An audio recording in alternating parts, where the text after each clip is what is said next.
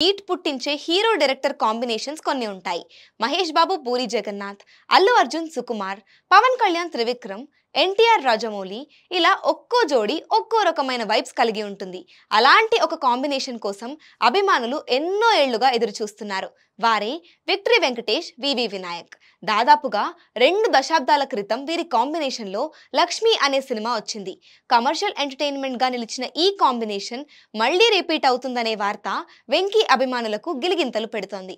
మరి ఈ వార్తల్లోని నిజమెంతో చూసేద్దాం. 2006లో వెంకటేష్, వివి వినాయక్ కాంబినేషన్లో వచ్చిన లక్ష్మీ సినిమా ఎంతటి విజయాన్ని సాధించిందో తెలిసింది. మళ్లీ 19 ఏళ్ల తరువాత ఈ కాంబినేషన్ రిపీట్ అవుతున్నట్టు ఫిల్మ్ వర్గాల సమాచారం. సంక్రాంతికి వస్తున్నాం అంటూ రీజనల్ సినిమా రికార్డులన్నింటినీ బద్దలు చేశారు వెంకటేష్. ప్రస్తుతం ఆయనతో సినిమా చేసేందుకు నిర్మాతలందరూ ఉవ్వెళ్లూరుతున్నారు. ఈ నేపథ్యంలో ఇటీవలే వెంకటేష్తో నిర్మాత నల్లమలుపు శ్రీనివాస్ సినిమాను ఓకే చేసుకున్నారని తెలుస్తోంది.